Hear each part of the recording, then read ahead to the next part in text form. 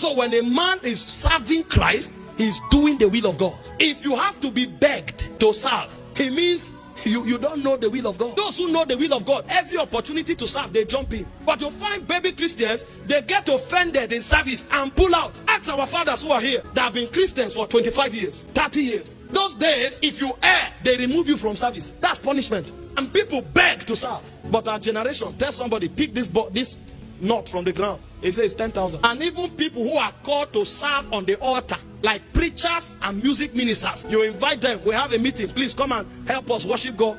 My bill is 2 million. You are a thief. And we bring all kinds of crazy justification.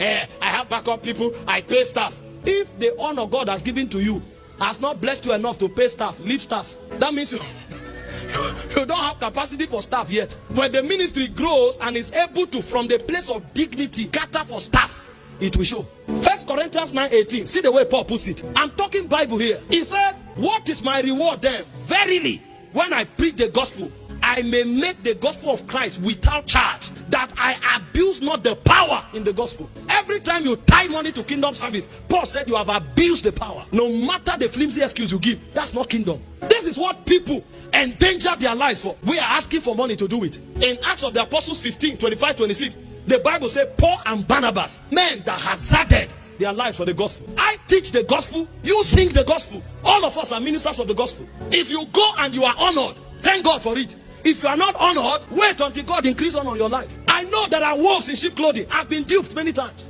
I've been invited to preach, traveled for days. When you are done preaching, the same man of God will get back to you. God bless you, I leave. After 1 month, they are still getting back to you.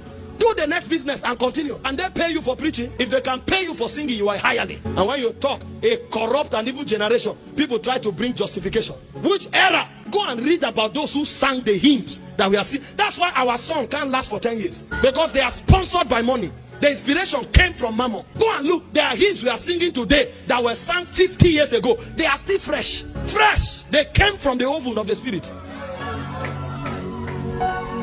Today it's all about money, money, money. Doing all kinds of packaging, building false momentum around ourselves so that people can give money. It's a shame. When you talk, they say you are collecting tithe and offering. You just know their minds are corrupt. Go and ask those who are pastors. No, people think the administration of the offering is for the man of God. That's what they think.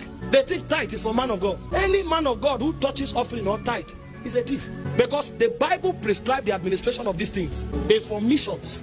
It's for the care of the poor, the orphans, and the widows. It's not for the man of God. And then when there are Levites who don't have any work, it can be used for their welfare. I'm a traveling minister and I'm an apostle over this house. My traveling ministry is separate from what I do here. So the tithe and offering has nothing to do with my traveling ministry. I've been preaching from Sunday back to back till now. I preach on Sunday evening. Monday, Tuesday, I preached in Takoradi. On Wednesday, I came back to preach at the National Conference of Lawyers. On Thursday, Friday, I was in Jalingo preaching. I just came in from Lagos. I preached Saturday and Sunday morning. I'm preaching Sunday evening. Ask the person who traveled with me. Most of those meetings are rejected on radio. They gave me, I said no. When I saw the situation around, I said we are all in the same kingdom. I should sow into what you are doing here. Then you find people, no, don't clap, don't clap. I'm not saying this to let you know as though I've perfected. I'm just telling you kingdom mindset. And then somebody comes and think, why do you think we are not powerful in our generation? Influence is lacking. Go and check the days of our fathers. A man can talk and kings can change laws. Today, whole churches gather and do vigil, nothing.